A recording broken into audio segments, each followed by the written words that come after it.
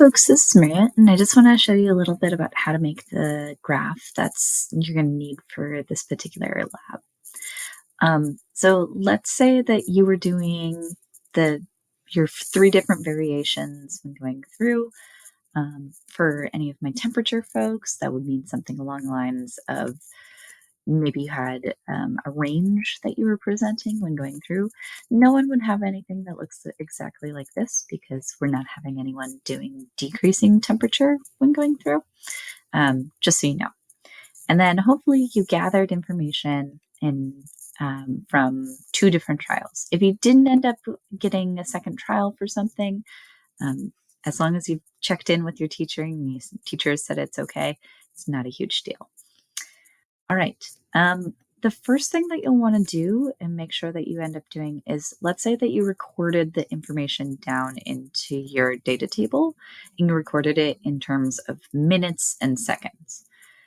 Please, please, please, I would start by converting it into seconds. So any of that, usually the easiest way to do this is just be like, oh, okay, if it was a 2 minute and 32 seconds trial, then you just do 2 times 60 and then add it to the 32, and then you have your total. So make sure that you convert it into seconds first. This will not work if you don't have your data all set up in seconds. So just something to keep in mind when going through. All right.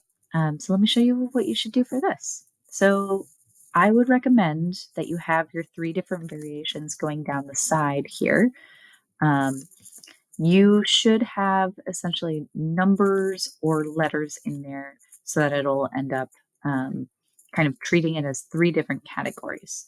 So for any of my folks that were doing something with concentration, I would put M in here, the capital M, because that'll make it easier when going through.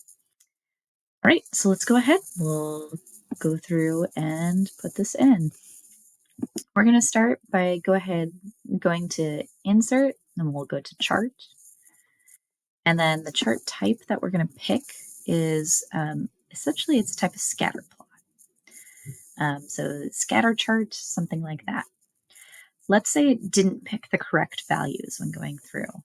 So your x-axis should be whatever your labels are when going through. So let's say, in my case here, it's temperature. That's the condition that we were changing in this experiment.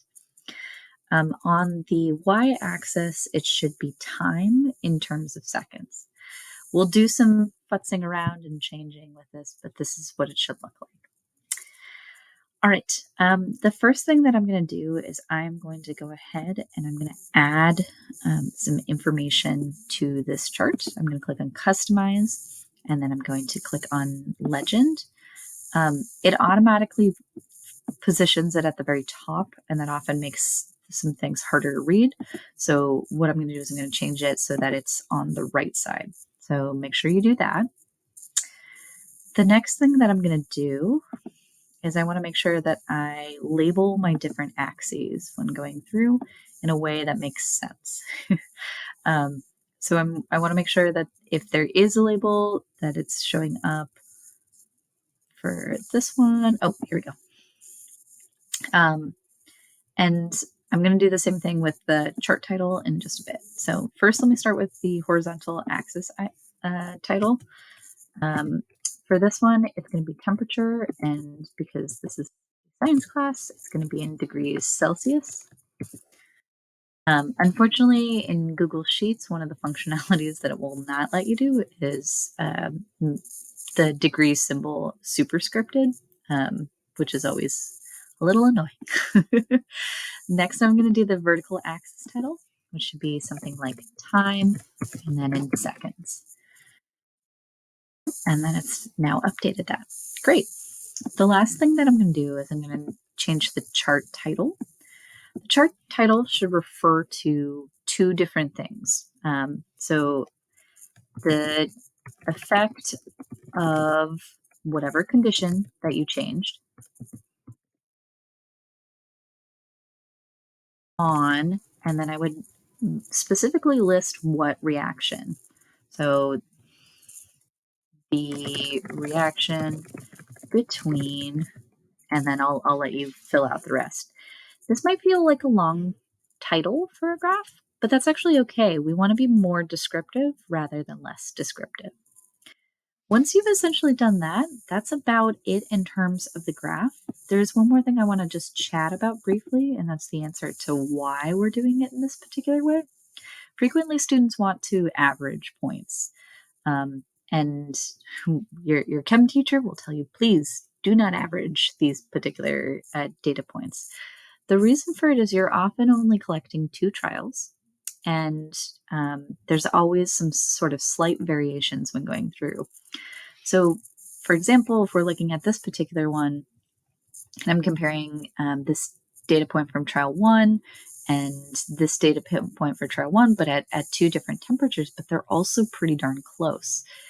It gets a little iffy if you start averaging things where maybe one trial had some more inherent human error in it when going through.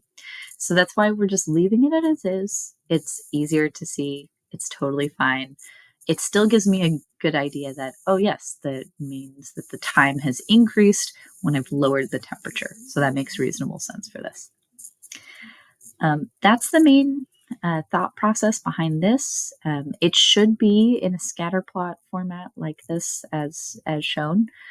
Please don't put it as a column chart or any other type of chart when going through.